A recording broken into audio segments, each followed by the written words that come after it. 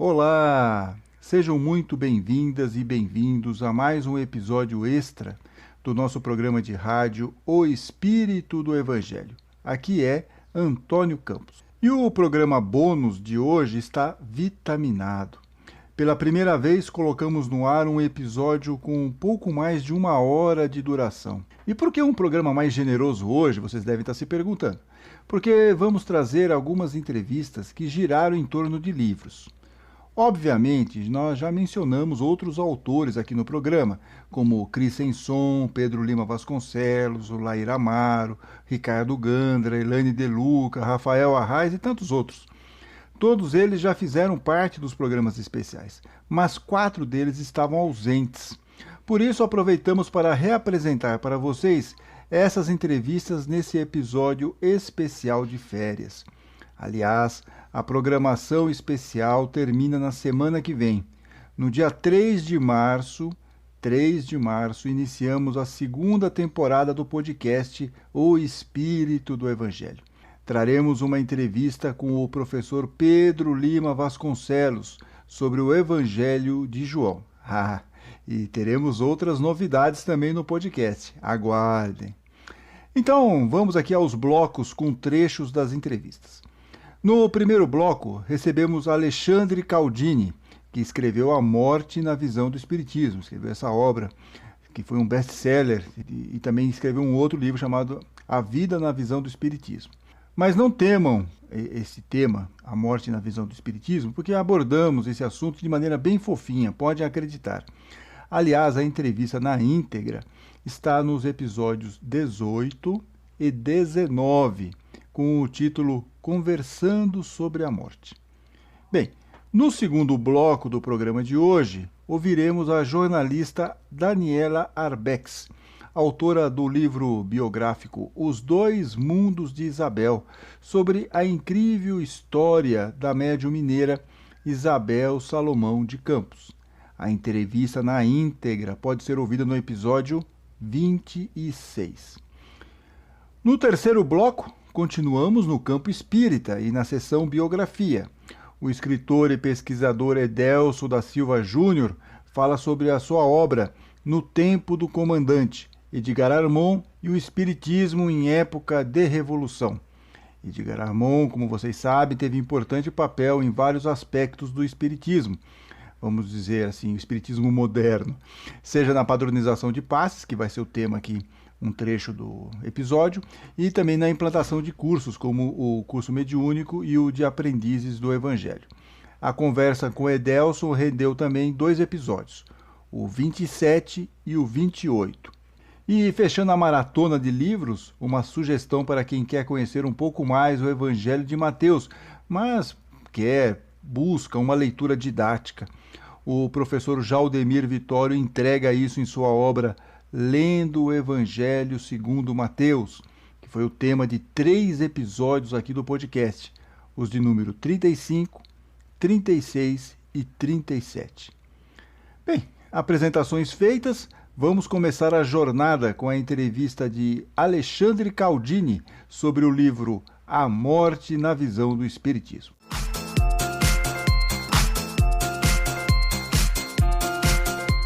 Estamos recebendo hoje aqui no nosso podcast Alexandre Caldini, palestrante espírita, estudioso do espiritismo e autor de vários livros, como A Morte na Visão do Espiritismo, um assunto que nós vamos abordar hoje aqui no programa, e A Vida na Visão do Espiritismo, que é um livro que, para quem está começando, quer conhecer um pouco mais o espiritismo, vale muito a pena. Caldini, morte é um assunto tabu? Como que surgiu a ideia de fazer um livro com esse tema? Seja muito bem-vindo aqui ao nosso programa. Muito prazer, viu, Antônio? Muito obrigado pelo convite. Estou muito contente de estar aqui com vocês. Prazer é nosso. Como é que surgiu, né, essa história? Uma colega nossa que você conhece, inclusive jornalista, um dia eu fui na missa de 7º dia do filho, um filho de 19 anos que estava comemorando ter passado no vestibular e sofreu um acidente de carro e morreu naquele momento ali. E eu vi a dor dessa mãe, né? Uma dor muito clara, um desespero total e, naturalmente, uma incompreensão. Como é que pode? Meu filho, 19 anos, no ápice da vida, feliz, comemorando que tinha entrado no vestibular, passado na faculdade, morrer naquele momento. Eu vi o pai também muito angustiado, uma coisa bastante triste. E eu falei, puxa vida, né? o Espiritismo tem alguma compreensão sobre isso e talvez eu pudesse ajudar, sobretudo não espíritas, Antônio e amigos, a compreender um pouquinho melhor a morte, ou pelo menos compreender como é que o Espiritismo interpreta esse momento da morte, né? E aí comecei a escrever um livro, Antônio, e eu tentei fazer meio como o Livro dos Espíritos, pergunta e resposta e tal, mas ficou chato, ficou enfadonho, ficou duro, sabe? Não ficou legal. Aí parei, né?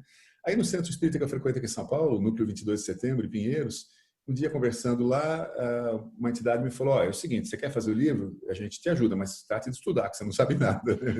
Aí, claro que eu não estudei, né? Porque a gente na correria do dia a dia não estuda nada, né? Mas eu fiquei me matutando, fiquei pensando nesse negócio, observando as coisas e tal.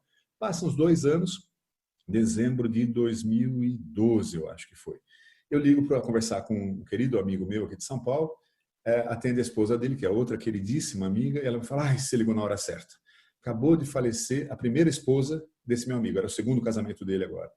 E faleceu de um modo meio abrupto, absolutamente inesperado, estranho. E esse meu amigo, na época, tinha uma filha que estava, na época, com 14 anos de idade, chamada Maria.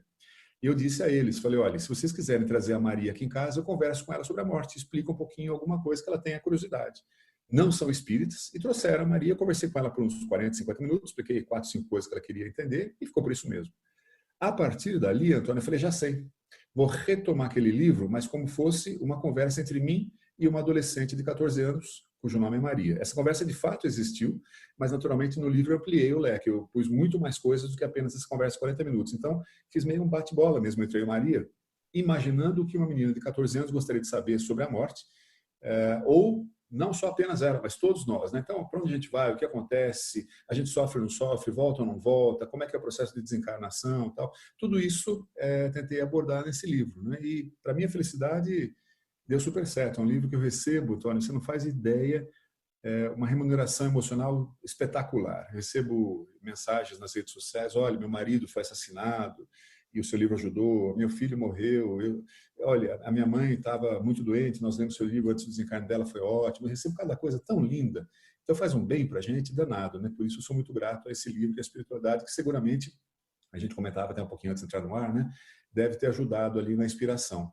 Sim, e foi um best-seller, inclusive, né? Continua sendo, está à venda, inclusive, mas vendeu muito. E é uma coisa curiosa, porque é um assunto tabu, a gente tem um certo temor, porque, na verdade, nós espíritas até entendemos que existe a questão da morte, mas nós não gostamos muito de falar nisso, nem gostamos de pensar muito sobre isso, né?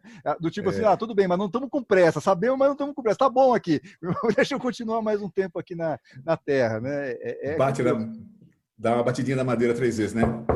Antes de falar, não, Deus me livre. Como assim Deus me livre, né? E você tem razão, mesmo nós espíritas, eu acho que todo mundo toma um susto na hora que acontece. Porque, peraí, eu não estava esperando o desencarne da minha mulher, do meu marido, do meu filho, do meu pai, da minha mãe. A gente nunca espera, né? O que é um absurdo, porque todos nós sabemos que todos desencarnaremos.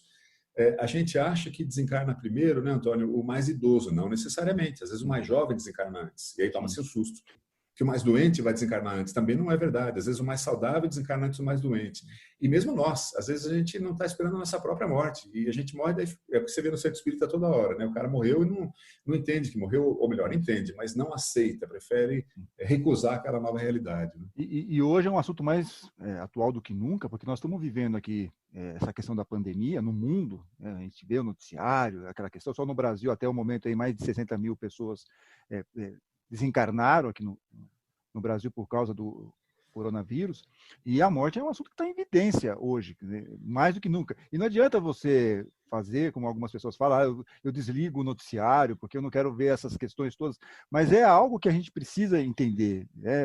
Temos que falar um pouquinho sobre essa questão da morte, precisamos falar da vida, porque é uma questão para nós aqui, quer dizer, como é que é a nossa passagem para esse outro lado, o lado espiritual? Porque nós temos que nos preparar aqui em vida, e muitas vezes nós esquecemos isso, não é isso? Exato. Ficamos um pouco como aquela parábola do rico e do Lázaro, né? O rico chega de um plano espiritual e vê que entrou numa fria e pede para avisar os parentes, olha, avisa que tem aqui uma situação difícil. Mas, tinha que se preparar quando estava encarnado. A mesma coisa o André Exato. Luiz, quando chega lá no nosso lar, descobre o que está acontecendo, lá no capítulo 4 do livro, né, o nosso lar, ele fica envergonhado, ele chora, porque ele desperdiçou a oportunidade que ele teve na encarnação. Então, nós antes de falarmos de morte, temos que falar da nossa vida para nos prepararmos bem para a morte, não é isso, Caldini?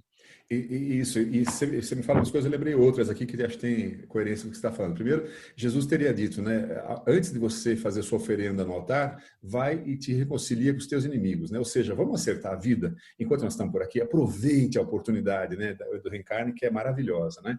E você falou também, né, André Luiz, o Chico Xavier tem uma frase interessante, ele fala: o maior arrependimento do espírito ao desencarnar é a sensação do tempo perdido, né? Ai, ai, ai, ai, o que eu fiz, ou melhor, o que eu não fiz e poderia ter feito, né? Então, esse tempo que a gente está tendo aqui é muito precioso. E aí, entrando no assunto que você falou da pandemia, é um momento espetacular, é um momento histórico que nós todos deveríamos agradecer muito a Deus por estar vivendo. Como assim? Imagina, isso é louco. Pandemia é bom? Sim, pandemia é bom. Primeiro, pandemia é natural, né? Uma coisa já aconteceu uma série de vezes, vai acontecer uma série de outras vezes. Nós invadimos as florestas, está dito pelos cientistas, né? E aí os animais domésticos em contato com os animais silvestres trazem vírus que lá estavam que nós não estamos preparados para receber. Então, a primeira é a natureza, não é o castigo divino, não é um ser diabólico que o espiritismo diz que não existe, né? É só a natureza agindo. Mas é um momento espetacular, né, Antônio, para a gente pensar a nossa própria vida, pensar a nossa própria carne. Peraí. Do momento que eu nasci até agora, como é que tá? Tá bom? Tá ruim? Tá mais ou menos? Tá sendo útil? Eu estou agindo a meu próprio benefício? Meu benefício é meu aprendizado, meu crescimento? Estou agindo no meu entorno, na minha família, nos meus amigos, no meu trabalho, né? É o momento de se pensar tudo isso. Nesse sentido, que você acaba de falar faz muito, muito momento, né? Que assim, a morte está aí, sempre esteve, todo momento. Né? Desde que nós nascemos, ou melhor, desde que nós reencarnamos, a gente sabe que vai desencarnar, sabe que vai morrer. Mas quando aparece esse número de gente desencarnando, esses chamados desencarnes coletivos, a gente pode até falar um pouco disso daqui a pouquinho, nesses desencarnes coletivos fica muito mais óbvia a nossa fragilidade. Né? Eu gosto de pensar, eu vi esses dias, Antônio, aquele grande porta-aviões americano, acho que é o Roosevelt, e assim como o Charles de Gaulle, o grande porta-avião francês, ambos máquinas de matar espetaculares, caríssimas, cheio de bomba, cheio de avião, cheio de helicóptero, cheio de canhão, caindo de joelhos pelo Covid-19, pelo SARS-CoV-2, um bicho que você não consegue nem ver no microscópio óptico, tão pequeno que é. Então veja que curioso, né? A nossa fragilidade, a nossa vulnerabilidade, isso ajuda a quebrar a nossa arrogância, né? Mas é uma hora boa para repensar tudo isso, essa arrogância, o bom uso da vida, os relacionamentos todos, esse conviver dentro de casa, no home office com família, é um aprendizado muito legal, está nos forçando a retomar as relações de uma forma muito interessante, né? Tomara nós consigamos usar esse bom momento para repensar a nossa vida. Coloquei lá no grupo do WhatsApp aqui do Espírito do Evangelho, eu fiz, vou entrevistar o Alexandre Caldini e as perguntas começaram a chegar aos borbotões. Então, por exemplo, a Cláudia Menta, a Silmara Lauar, elas estão perguntando exatamente sobre essa questão, quer dizer, os nossos feitos, diz a Cláudia Menta aqui, enquanto encarnados, influenciam na nossa forma do retorno à pátria espiritual, e a Silmara faz a frase que é fantástica, quem planta, colhe, ação e reação, é isso, não? Exatamente, tem aquela frase, né, Silmara? O plantio é livre, a colheita é obrigatória. Eu acho linda, né? Perfeito, é isso mesmo. Então, Cláudio, respondendo ao que você muito propriamente perguntou, exatamente. O desencarne é uma consequência do nosso viver. Aliás, o viver é uma consequência do nosso viver. Mas então, tudo que a gente faz, claro, tem consequências imediatas já na nossa vida agora. Se eu como muito açúcar, muito sal, muita gordura, é claro que o meu físico vai sentir. Eu sei disso, mas tenho livre arbítrio, posso fazer o que eu quiser. Se eu quiser agir mal com as pessoas, sacanear todo mundo, passar rasteira em todo mundo para crescer, para ganhar na vida, não, também posso fazer. Mas a consequência, não tenhamos dúvida, virá. O oposto é verdadeiro também. Se eu tento, me esforço muito para ser uma pessoa cada dia melhor, corrigir onde eu ainda estou escorregando, tratar os outros melhor, compreender os outros. Se eu faço isso, é claro que o meu desencarne também será melhor. Por quê? Por justiça, por naturalidade, por afinidade. Quem estará me esperando para me ajudar no desencarne são pessoas que são gratas a mim, que gostam de mim, porque eu trabalhei junto com elas para o bem. O contrário é verdadeiro. Se eu sacanei todo mundo, quem vai me esperar são esses caras. Falar, agora, queridão, chegou a hora do acerto de contas aqui. É meio como aquele filme, né, Antônio? Não sei se lembra o Ghost. O que acontece? O bonzinho, o cara bacana, uma luzinha azul vem, uma luz angelical, uma musiquinha ali, oh, e ele vai assim para o alto, né? E o bandidão vai para o esgoto, uma luz horrorosa, uns bichos escuros e tal, né? Claro que ali é Hollywood, é só uma figura de linguagem. Mas, de certa maneira, é meio isso mesmo, né? E se você ler, eu estava lendo esses dias, onde foi que eu estava lendo? Acho que era no Evangelho, acho que livro dos Espíritos, sei lá. O sofrimento do espírito ao desencarnar, não é? É um sofrimento, ele fica vendo o mal que ele fez para todo mundo, ele fica revendo aquelas cenas inúmeras vezes, né? Então não é que ele está no inferno, não existe um lugar circunscrito, chamado inferno, onde ele vai ser cozido pelo resto da eternidade. Não, mas ele, na mente dele, está tão atrapalhado que ele fica revendo tudo que ele fez errado. Ou o contrário, ele tem a graça de perceber todo o progresso que ele já fez. Isso é céu, isso é inferno, né?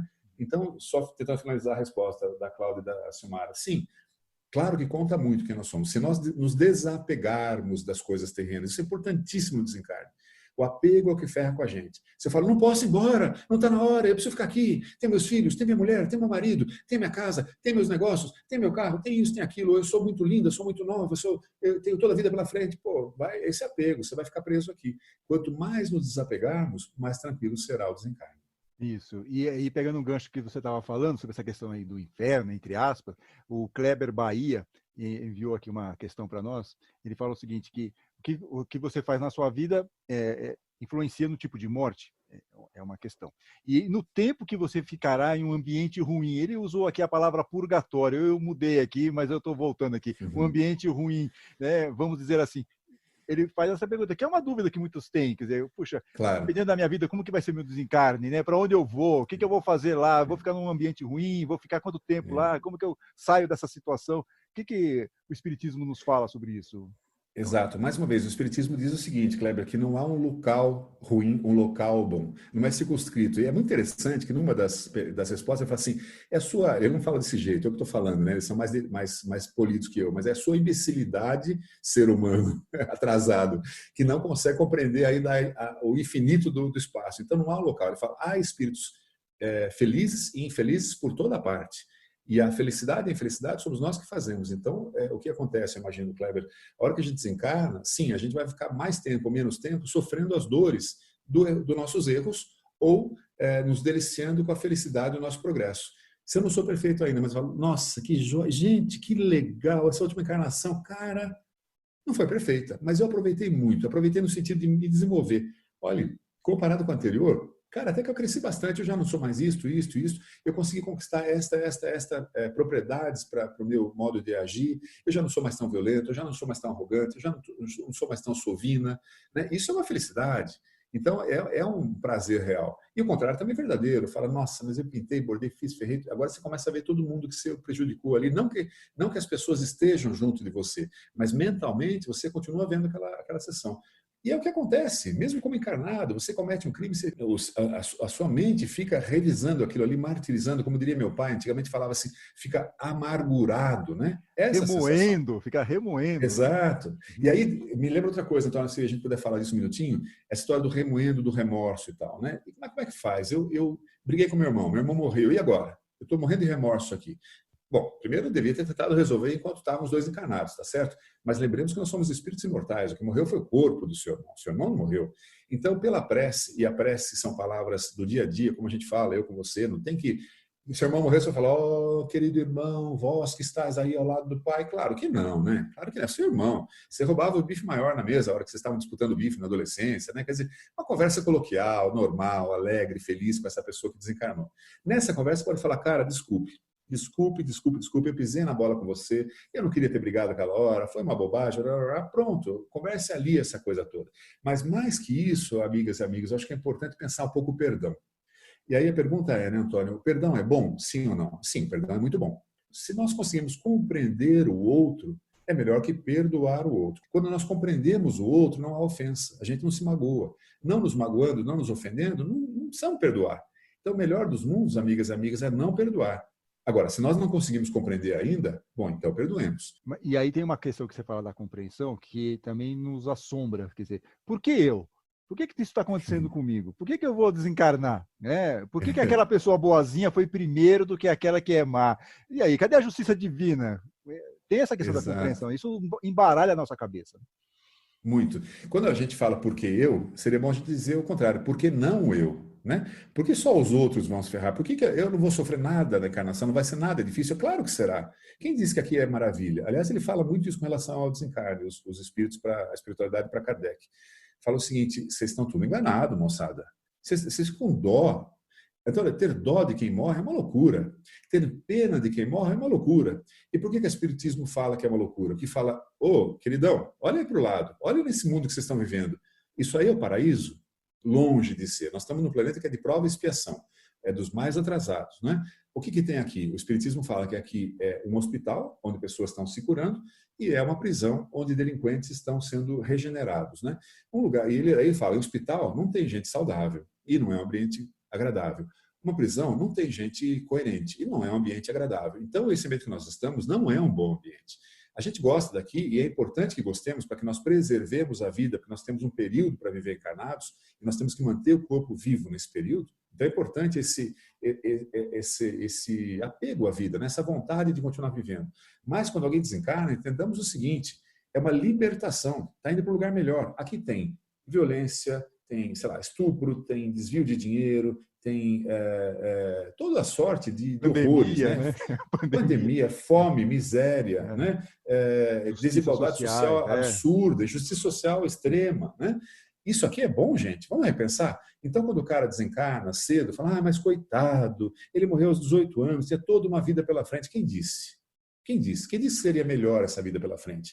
E aquele foi o período dele ou dela. Tá tudo certo. Esse cara foi libertado. Para entender isso melhor, Antônio, eu gosto muito do exemplo que eles dão lá, que é o seguinte, imagine 2 encarcerados, 2 colegas de cela.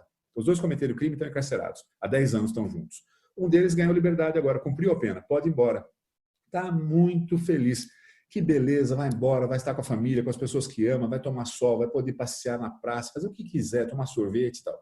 O outro ainda tem mais, sei lá, 5 anos para cumprir. Esse que fica assim, não vá, não me deixe, fique aqui comigo, pelo amor de Deus, se você for embora, minha vida acabou, eu não consigo viver sem você, né? É um absurdo isso, não é? Você quer que o outro saia, que o outro vá para a liberdade. E mesma coisa nós com relação àquele que desencarna. Quando nós ficamos lamentando aquele que se libertou, quando nós ficamos lamentando aquele que desencarnou, é um egoísmo brutal, né? Então não sejamos nós aqueles que seremos obsessores do desencarnado. Sim, porque há encarnados que obsidiam desencarnados. Está cheio. É aquele cara que fica desesperado com a morte do outro. É natural o susto da morte, é natural a saudade, é natural um pouquinho de tristeza no começo, mas tudo dentro de alguma normalidade, né? Alguma coisa mais razoável e não um apego tremendo que segura esse que desencarnou aqui conosco. Falando isso que você está comentando, a ouvinte Andréa Barleta diz que ela gosta de uma frase que você costuma usar, que é que nós não perdemos alguém, e sim nós ganhamos uma oportunidade de viver com aquela pessoa por um período, pode ser a vida, pode ser um parceiro, pode ser filhos, pode ser tudo, né? Parentes, e que nós temos que olhar um pouco por isso também, né? Para esse lado. Exato. André, agradeço muito, mas não sou eu que falo, não. Eu só puxei a frase, é do Sêneca, o brilhante. Mas o Sêneca é um cara que eu adoro, André. Conviveu na época de Cristo, ele contemporâneo de Cristo. E o Sêneca, entre outras coisas, fala isso. Fala, você não perdeu nada. Ele está falando com uma mãe cujo filho morreu. Está consolando ela, né? E ele fala, não, ele viveu com você vários anos. Isso foi maravilhoso.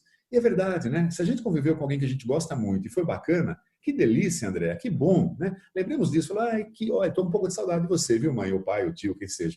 Mas foi tão gostoso. Lembra quando a gente ia para a praia, que legal que era? Lembra essas coisas boas, que oportunidade ótima tiveram de estar juntos, né? Então eu tirei do meu vocabulário essa coisa de perder um filho. Não perdeu um filho, o filho morreu, né? E espírita tem muito essa coisa de falar passagem, desencarnou, tudo bem, quer falar passagem, desencarnou, boa. Mas podemos falar morreu mesmo, faleceu, morreu, desencarnou, tanto faz, né? Não tem que ter esse pudor dessa história, né? Então não há perda nenhuma, há um ganho tremendo. E lembrando que a gente sempre estará junto. Pode ser que não reencontre daqui a pouquinho, porque aquele ser já reencarnou, pode ser que não encontre daqui a pouquinho, porque aquele ser está num outro plano diferente do que a gente tem acesso, mas há uma ligação entre nós. Eu escrevi recentemente, Antônio, no Dia das Mães, me ocorreu, eu falei, quer saber, eu vou escrever e publiquei nas redes sociais. Escrevi um texto, minha mãe morreu faz uns 3 anos, eu adoro minha mãe. E o título do texto, Antônio, era o seguinte, não sinto a menor saudade da minha mãe, não sinto a menor falta da minha mãe. E daí eu falava embaixo, não me entenda mal, eu adoro minha mãe, mas eu não sinto saudade nem falta. Por quê? Porque ela deixou tudo que valia a pena comigo. Ela deixou o amor dela, os exemplos dela, o sorriso dela, a visão de mundo espetacular que minha mãe tinha. Ela observava toda a natureza, o homem, Deus, e se encantava com tudo isso. Então, tudo da minha mãe está comigo. Não me faz a menor falta. A única coisa que eu não tenho da minha mãe é o corpo dela. E esse corpo já não faz falta, já estava com 90 e poucos anos, estava já num estado de decrepitude avançado, está tudo certo. Que bom que estive com ela esse tempo todo, convivi como filho nessa encarnação, né? Então, eu não quero nem que minha mãe esteja comigo como espírito, está aqui me acompanhando. Não, tomara que não esteja, não faço nenhum, não quero ser eu a pessoa a aprisionar minha mãe aqui, que ela esteja cuidando da vida dela, curtindo. Outra coisa, quando a gente desencarna, você imagina o número de amigos que ela encontrou, deve ser assim, aos milhares. Nós estamos encarnando há muito tempo, né? Então, é um egoísmo tremendo achar que nós precisamos ficar juntinho aqui com os 6 que fazem parte da nossa família. Não. O espírito, ao desencarnar, tem outra visão. Ele encontra um monte de gente que ele gosta tanto quanto a gente, né? É muito egoísmo querer segurar aqui aquele que nós amamos. Não precisa. Você tem quem você ama no seu coração, na sua mente, no seu exemplo. É mais que isso. As palavras não definem exatamente. Essa pessoa continua exatamente igual junto com você, porque tudo isso está na nossa mente, na nossa lembrança. Ouvimos um trecho da entrevista com Alexandre Caldini sobre seu livro A Morte na Visão do Espiritismo, que pode ser ouvida na íntegra nos episódios 18 e 19 do podcast. No próximo bloco, a jornalista Daniela Arbex fala de sua obra, a biografia da médium mineira Isabel Salomão de Campos.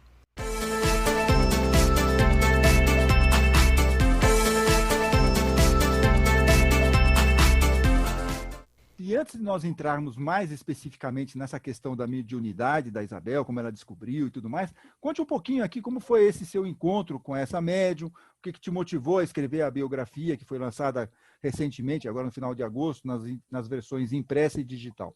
Então, meu primeiro encontro com a Dona Isabel aconteceu há mais de 30 anos. Puxa. Eu tinha 15, ela tinha 63, quando eu a conheci na comunidade espírita que ela criou e que existe até hoje, que foi fundada em 1974. E eu fiquei muito impactada, Antônio, pelo fato de que eu realmente não sabia que existia uma mulher com aquela estatura, com aquela dimensão, com aquela capacidade de bondade, de amor ao próximo. Naquela época, eu ainda me preparava para fazer o vestibular, já sabia que eu queria ser jornalista, desde a minha adolescência eu já sabia que era o caminho que eu queria seguir, e naquela época ela já tinha tirado centenas de crianças das ruas, já tinha criado uma rede de solidariedade cujas teias continuam sendo tecidas até hoje, Brasil afora, e isso realmente me encantou. Então foi assim que eu a conheci, até que um dia, voltando do Rio Grande do Sul, eu disse para ela: ai, Dona Isabel, eu tinha muita vontade de contar a história da senhora. E ela me perguntou: o que te impede? Eu disse: ué, nós somos amigas. E ela me perguntou: uai, e tem que ser minha inimiga para contar minha história? E aí, a partir disso, eu falei: realmente a Dona Isabel está certa. Eu testemunho a história dela há tanto tempo, eu sou uma jornalista investigativa, e eu vou contar essa história. Só que nesse momento ela já estava com 94 anos e eu perguntei para ela: Dona Isabel, a senhora está disposta a enfrentar o desafio que vai ser? Me dá entrevista. As entrevistas de um livro geralmente duram mais de um ano o processo. Me dá entrevista todas as noites, vai ser um desgaste físico, emocional para a senhora. E aí ela perguntou para mim assim: qual a primeira coisa que você gostaria de me perguntar? Eu falei para ela: em que momento a senhora descobriu que era diferente? Aí ela disse: senta aí que eu vou te contar. E aí assim começou o processo de entrevista, que realmente durou mais de um ano. E muitas dessas noites, porque eu trabalhava no Jornal Diário há 23 anos, então só podia estar com ela à noite, ela me deu entrevista com o oxigênio, né? Porque ela usa oxigênio como apoio respiratório em função das limitações da idade. Então, foi um processo incrível, muito emocionante, porque eu me baseei nas memórias dela e ela mergulhou fundo nessas memórias afetivas, mas também, como jornalista que sou, não me limitei a isso. Eu fui em busca de todas as testemunhas que ela citou, das lembranças que ela tinha e das pessoas que ela se lembrava e se referia, e aí eu fui procurar gente no Brasil inteiro, né? E nós estamos falando de nonagenários, octogenários, centenários, que não estão nas redes sociais. E aí foi toda uma busca para encontrar essas pessoas. Foi um trabalho muito lindo. Eu estou muito feliz com o resultado dessa obra. Legal. E é interessante que você estava falando que o começo foi essa, como é que ela começou a descobrir essa questão da mediunidade. Ela vai completar 96 anos. E foi com 9 anos, ou seja, lá em 1932, 1933, que ela percebeu que começou a perceber algumas manifestações mediúnicas, que ela não tinha ideia o que fosse aquilo, não é isso? E como que foi esse processo para ela? Quer dizer, uma moça que era criada em família católica, na zona rural, lá nas imediações de Juiz de Fora, como que foi isso para ela? Então, foi um processo longo de sofrimento, porque ela, aos 9 anos, ela morava no Sertão Mineiro, então, na zona rural, numa época, ela nasceu em 1924, numa época em que quase 80% da população brasileira vivia na zona rural, exatamente em povoados que eram esquecidos, né? Sem acesso a nada. Para você ter ideia, não tinha luz elétrica na cidade em que ela vivia. Embora a primeira usina hidrelétrica da América Latina já estivesse em pleno funcionamento há 44 anos, a pouquíssimos quilômetros de lá. Então, uma vida com muita dificuldade. Aos 9 anos, ela vivia com o pai e a mãe nessa fazenda, a Fazenda da Forquilha, mais 8 irmãos. Só uma menina, todos os outros eram homens. E ela, então, no cafezal, ela tem a primeira visão. E ela, então, ela se assusta porque ela não sabia de onde tinha aparecido aquela visão. É um rosto de um idoso e ela fica assustada porque quando ela olha de novo, aquela imagem desaparece. E ela, naquela noite, ela não comenta nada com os pais, mas aquilo começa a se repetir de uma forma, assim, ostensiva. Por exemplo, ela estava trabalhando na lavoura com os pais e ela avista um grupo de cavaleiros. E ela falou, pai, estão chegando diversos cavaleiros aqui na fazenda. E o pai olha assim para a porteira, filha, mas a porteira está fechada. Não, pai, olha, eles estão entrando, são mais de 20, eu contei. E aí o pai, então, se assusta, porque podia ser uma invasão à fazenda, né? Aqueles homens a cavalo e tal, e ele chama os poucos funcionários da fazenda e vai para o local onde que ela indica que eles tinham seguido. E chegando lá, não tinha ninguém. E aí o pai começa a se assustar. Primeiro ele fala, minha filha, quem está colocando isso na sua cabeça? Não é possível, a gente foi lá, não tinha nada. E ela, com a certeza do que ela estava vendo, pai, ninguém está colocando, eu estou vendo. Aí ela começa, como ela não sabia o que era aquilo, ela dá o nome de coisas. Porque ela não tinha a menor ideia do que era aquilo. Isso foi durante a adolescência dela, até que uma noite, a irmã, 13 anos mais velha que ela, acorda e fala, Isabel, você não dormiu até agora? Como é que eu vou dormir, Zorete? Se o nosso quarto está cheio. E ela olha em volta, não tem ninguém. E ela fala, cheio de quê? Ela falou, gente, aqui não é. Porque se fosse gente, você também estava vendo. Então, isso se arrastou até os 22 anos. E aí chegou um momento na vida dela em que ela decidiu que ela não ia mais dizer o que ela estava vendo. Porque ela ficou com medo de ser colocada no trem de doido. Que em Minas Gerais era o trem que levava as pessoas para o Hospital Colônia, que é a história do Holocausto Brasileiro, meu primeiro livro. Então, as pessoas que eram diferentes, não só os indesejáveis sociais, mas os negros, militantes políticos, homossexuais, meninas que haviam perdido a virgindade antes do casamento, todo tipo de indesejável social era um candidato para ser mandado para o Colônia. E ela, com medo de ser despachada para lá, ela então passa a não contar. Na véspera dela sair da fase. E aí tem uma história, uma trajetória muito linda dela ainda na infância, porque apesar dela ver coisas que ninguém via e dela não entender o processo, aos 9 anos ela benzia pessoas sem acesso a remédio. E as pessoas a procuravam, os adultos a procuravam na fazenda, e o que é mais impressionante é que ela oferecia ervas, é que ela benzia, porque ela era católica, então ela fazia o que ela achava que ela aprendeu com o catolicismo. E as pessoas se sentiam melhores e algumas pessoas ficavam curadas. Isso era natural. Isso. E uma outra coisa que era muito impressionante assim da história dela é que ainda aos 9 anos, quando todo esse processo começa, as pessoas, os adultos, as mulheres procuravam ela para pedir orientação. E ela dava. Até que um dia a mãe dela, que era imigrante libanesa, que saiu do Líbano em função de perseguições políticas da família e veio tentar, numa nova pátria, uma vida de paz, ela falou, onde você estava, Isabel, menina doida? E ela falou, mãe, estava na casa da dona Luzia. Estava fazendo o quê lá? Aí, conversando. E conversando sobre o quê? Aí ela disse, ué, mãe, conversando sobre a vida. E acho que ela gostou bastante, porque ela ficou feliz. E aí ela fala, mas o que uma velha daquelas tem para conversar com uma menina de 9 anos? Então, sempre foi assim a vida toda dela, aos 14 anos. Junto com todo esse processo que acontecia, ela fundou uma escola na roça para os filhos dos lavradores que não tinham acesso ao ensino formal.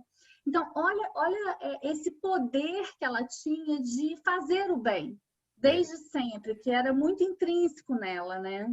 Isso. E aí nós vamos ouvir agora uma gravação da própria Isabel Salomão de Campos contando como que foi essa convivência dela com os espíritos, que ela chamava por coisas, como aqui falou a Daniela.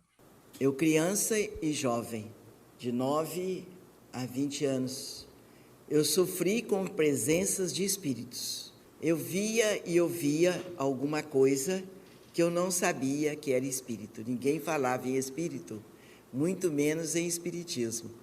Então, tudo era assombração, alma do outro mundo, mas ninguém sabia que a alma do outro mundo era um irmão que havia desencarnado. Dentro disso, eu via e ouvia. Chegou um ponto de eu não poder dormir, porque meu quarto cheio de coisas. Coisas conversando, coisas trabalhando, se entendendo, dentro do meu quarto, numa bela, ou em outras e tantas outras belas reuniões. Mas como eu não conhecia, ninguém sabia também, eu falava, achavam que eu era criança, estava criando o caso, alguém pôs alguma coisa na minha cabeça, e por aí as coisas foram seguindo os 9 anos aos 20 anos. Aí ouvimos a Isabel Salomão de Campos contando a impressão que ela tinha ao ver os espíritos que ela chamava de coisas. Agora, parece que a mediunidade de cura foi o principal atributo da Isabel Salomão de Campos. No começo, como você mostra no livro e contou aqui rapidamente para nós, Daniela, ela fazia as coisas por instinto, como no caso de curar uma dor de dente com ervas, por exemplo, não é isso? Por intuição, né? Ela por trazer com ela essa bondade, ela não entendia por que as pessoas a procuravam, mas ela nunca deixou de atender. Então, ela oferecia ervas para pessoas sem acesso a remédio, com dor de dente, ou então, às vezes, é até uma história que é divertida demais, e ela ficou com vergonha de contar essa história. Eu digo, mas isso faz parte da vida da senhora. Ela pegava aqueles tatuizinhos, assim, que ficavam debaixo da pedra, torrava, triturava, colocava no chumacinho de algodão e dava para a pessoa por dentro do dente, e a pessoa curava. É incrível, né? Assim, porque, na verdade, não era o que era colocado, era exatamente os fluidos que estavam ali, né? Que ela manipulava sem saber, porque ela nunca ouviu falar, não sabia que era mediunidade de cura. Aliás, ela tem um cuidado com esse termo da mediunidade de cura, porque ela fala, quem cura não sou eu, quem cura é Jesus. Ela nunca aceitou isso como sendo um dom dela, né? Sempre da espiritualidade. Ela fala, eu dou de graça o que de graça eu recebi. Então, tem toda essa trajetória dela, e tem um caso bonito de um lavrador que chega para ela na fazenda e um homem negro, seu Joca, e ele chega para ela com o rosto todo deformado, né? Ela olha para ele e diz assim, seu Joca, o que foi no seu dente? E ele disse, filha, eu nem falei para você, mas é dente sim, tá doendo demais. E eu quis arrancar, mas eu não consegui. E aí ela vai, benze ele, e quando ele chega, ele agradece, ajoelha. É uma cena muito emocionante, só de falar eu fico emocionada, dá vontade de chorar. E quando ele chega na porteira, ele já não sente mais o dente latejar. E isso é impressionante. E tudo por inspiração, como você bem colocou, né? Quer dizer, o plano espiritual, né? O mentor dela, que depois ela vai descobrir, o João de Freitas, não é isso? O mentor espiritual isso, dela. Doutor Freitas. Exatamente, que vai dar para ela toda essa ajuda, né? Essa inspiração para ela poder ajudar as pessoas. E parece que um pouco mais para frente, aí já ultrapassando aqui alguns marcos históricos, ela ajuda até o pai, né? O pai também tinha um problema de saúde, mais para frente ela ajuda também o pai, né? Sim, sim. Depois ela vai descobrir que o pai foi a primeira cura dela, porque ele sofria de convulsões, eram crises muito graves, e naquela época a epilepsia não era descrita ainda na medicina, né? Só muito tempo depois foi se falar em epilepsia, e as pessoas atribuíam aquilo de uma forma, aquelas crises, à superstição, a coisa ruim do demônio, enfim.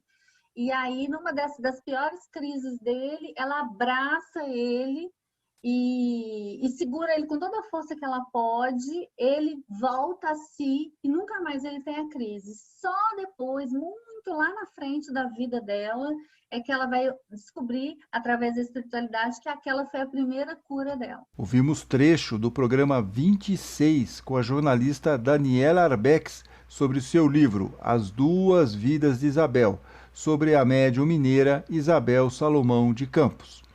No próximo bloco, continuamos com as biografias. Edelso da Silva Júnior fala sobre o seu livro No Tempo do Comandante, Edgar Armon e o Espiritismo em Época de Revolução.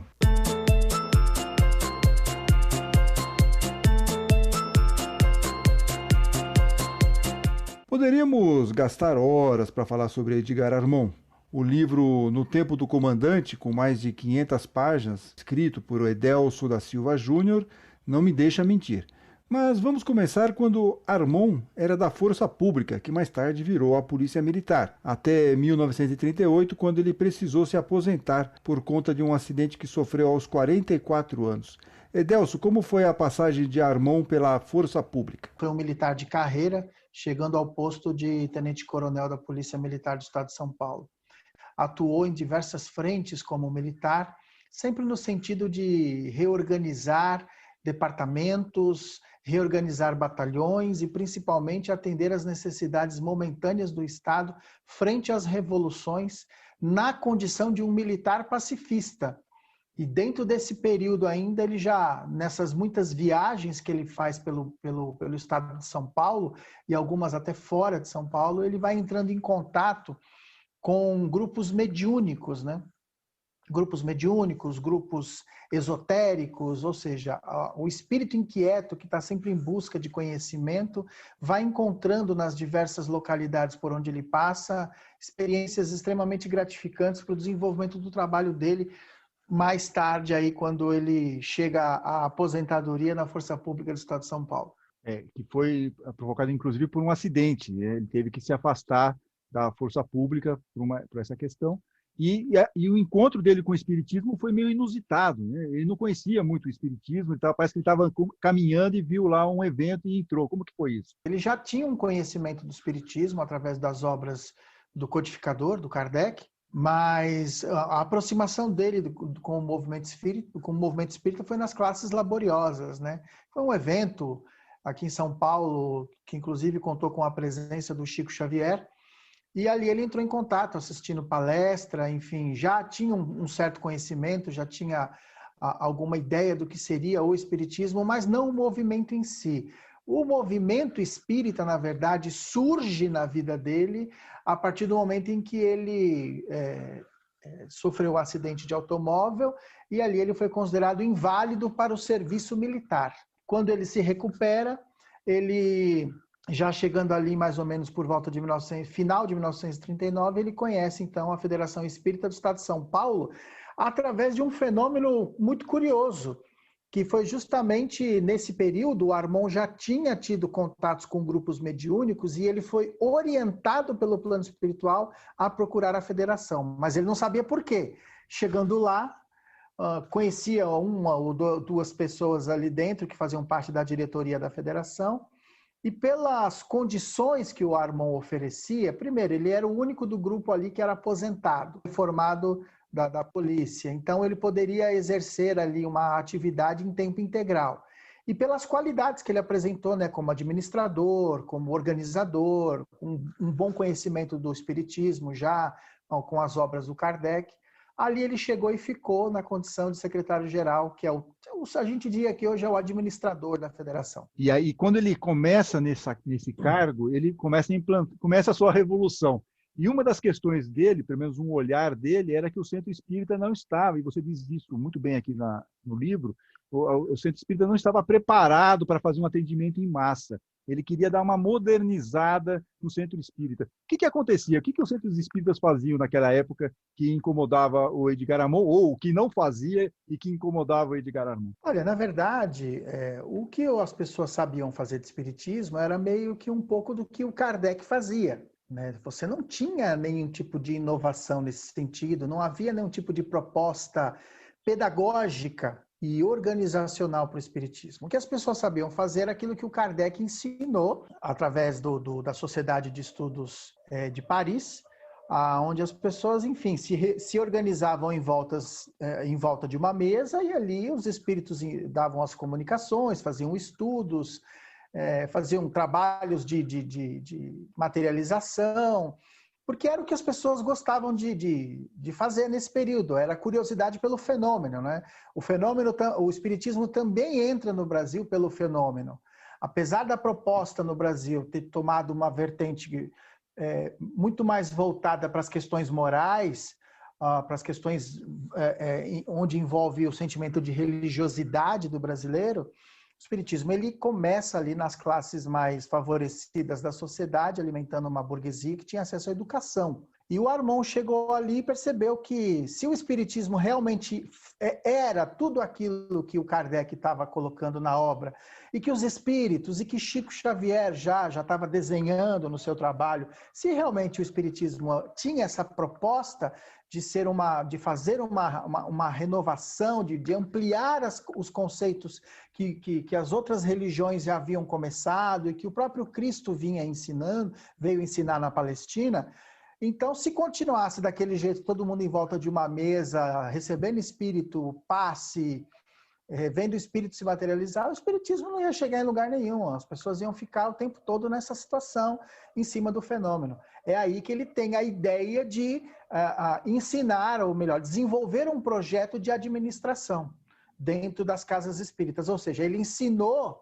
Talvez o primeiro projeto inovador do Edgar Armand é ensinar as pessoas a administrar centro espírita, a fazer o trabalho espiritual de forma metódica e organizada para que ele pudesse produzir mais, né? E atender o maior número de pessoas. Os centros espíritas também eram um pouco isso, uma coisa mais fechada, devia ter lá algum tipo de estudo, um processo também de desobsessão, mas não era uma coisa assim muito, cada um resolvendo de um jeito.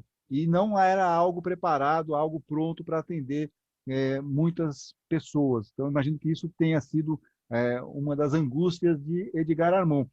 E aí vem para a segunda passo, né? Porque para você conseguir fazer com que o centro espírita se remodele, possa atender mais pessoas, você precisa trabalhar no conceito do passe. E aí vem uma questão interessante, porque Kardec não sistematizou os passes. Não havia essa ideia de sistematização dos passes. E o Edgar Armand começou esse processo.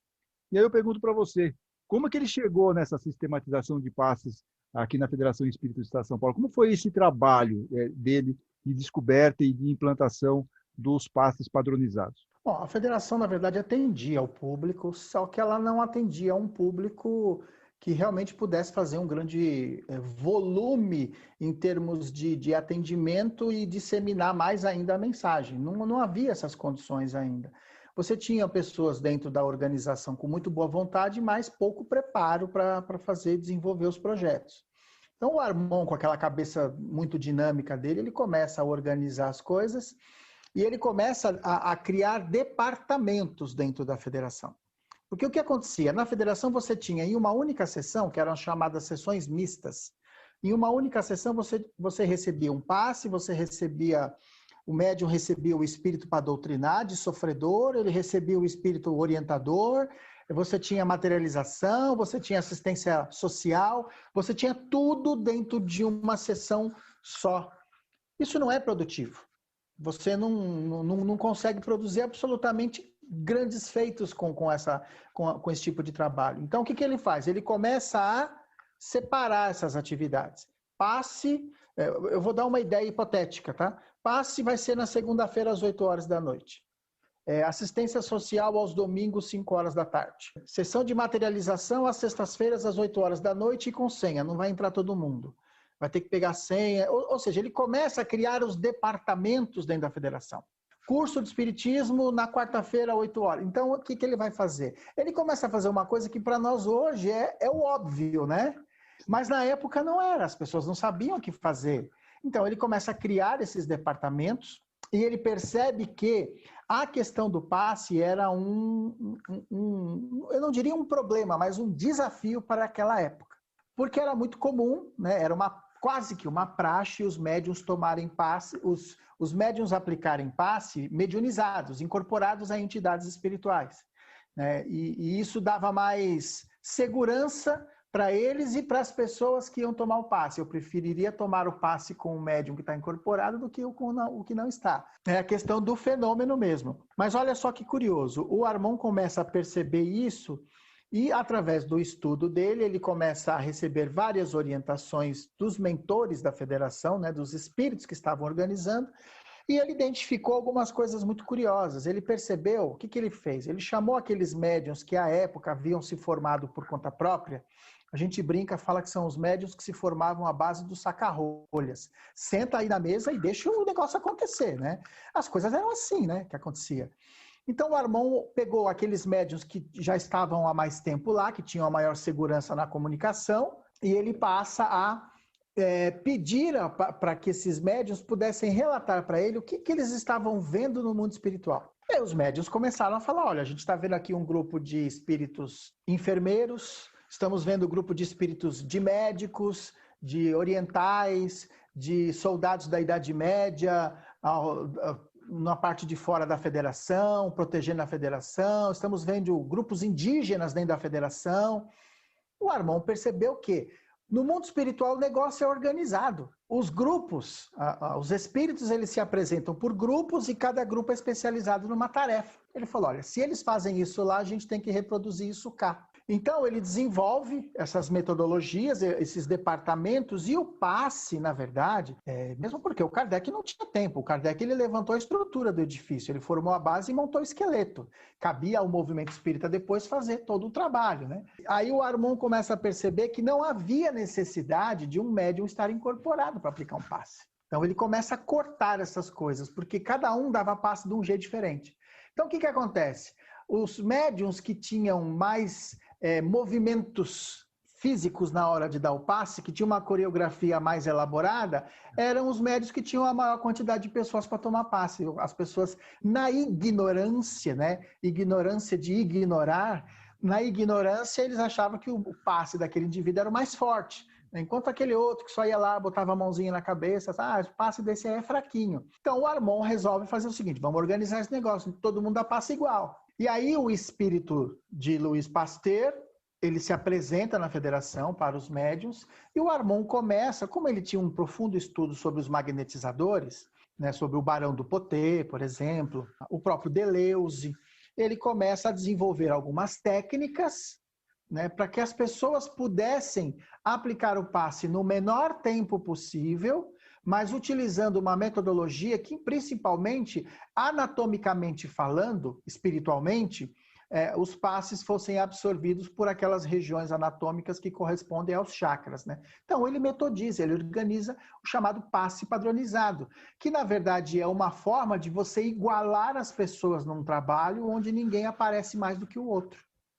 E é interessante isso, porque ele, além dessa sistematização de separar em grupos, ele também começa a separar as influenciações espirituais, e a partir daí também tem uma diferença. Quer dizer, não adianta você dar o mesmo passe para todas as pessoas, tem influenciações espirituais diferentes. Por isso que cada passe vai ter aí uma aplicação meio diferente para cada um dos pacientes, vamos chamar assim, né? É mais ou menos isso. Né? Porque o Kardec explica muito bem isso quando ele fala que o que resulta no benefício da magnetização? Ora, se você tem uma célula doente, você vai trocar a célula doente por uma célula saudável. Então, a pessoa que está impondo as mãos, a pessoa que está utilizando de uma técnica no passe, ela está munida, em primeiro lugar, de uma intenção. É a intenção e o sentimento nobre que essa pessoa tem que vai fazer o processo de transformação, canalizar a energia, porque a gente não pode esquecer que o passe é uma parte, né, dependendo do passe, ele é uma parte do que o médium tem de sua capacidade magnética. Se precisar, o plano espiritual faz o complemento. Ele cria esses passes diferenciados para cada tipo de caso. Ou seja, é como se você tomasse um remédio diferente para cada doença diferente. Um remédio igual não vai ser um genérico. Você ouviu um trecho da conversa com o escritor e pesquisador Edelso da Silva Júnior, autor do livro No Tempo do Comandante, Edgar Armon e o Espiritismo em Época de Revolução, assunto que foi abordado nos episódios 27 e 28 do podcast. E agora vamos para o último bloco. Vamos falar um pouco de Evangelho. Ouviremos um trecho da entrevista com o professor Jaldemir Vitório sobre o livro Lendo o Evangelho segundo Mateus.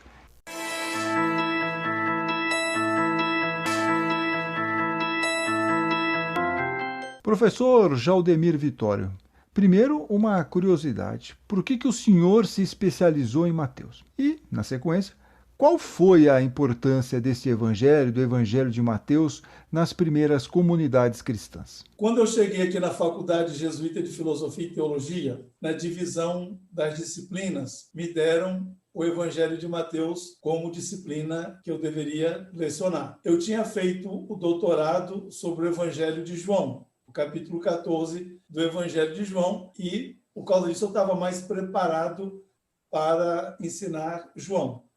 Mas uma vez que me deram essa disciplina, eu abracei essa causa e me dediquei de corpo e alma a estudar o Evangelho de Mateus. Na medida em que eu fui estudando, eu fui percebendo a riqueza e a atualidade desse evangelho, que, aliás, foi um dos evangelhos, foi o evangelho mais usado nos primeiros séculos daquilo que a gente chama de cristianismo. Exatamente por sua, vamos dizer, o modo como ele foi feito, como ele foi elaborado, quase de uma forma muito didática, muito clara, e por isso, no começo do cristianismo, ele foi o evangelho mais usado.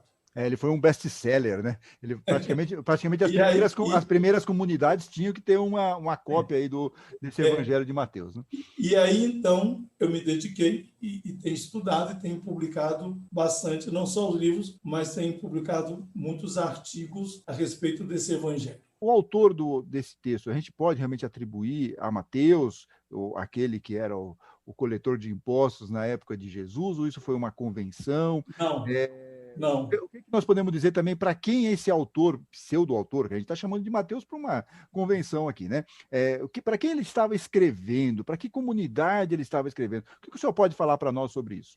O autor, o evangelista, é uma pessoa diferente do apóstolo. Então, o apóstolo Mateus Levi é dos anos 30, da Galileia, ou seja, na Palestina. O texto de Mateus foi escrito lá pelos anos 80, 85, na Síria, em Antioquia, que era, vamos dizer, a Roma do Oriente, porque Roma tinha a capital Roma e depois tinha uma cópia de Roma, porque os romanos eles se impunham criando uma cópia urbanística do modelo de Roma nos lugares que eles dominavam. E aí, então, tinha uma espécie de segunda Roma que dominava, coordenava as atividades do Império no Oriente. Então, a comunidade de Mateus é daí. Então, no Evangelho de Mateus, no capítulo 4, tem uma referência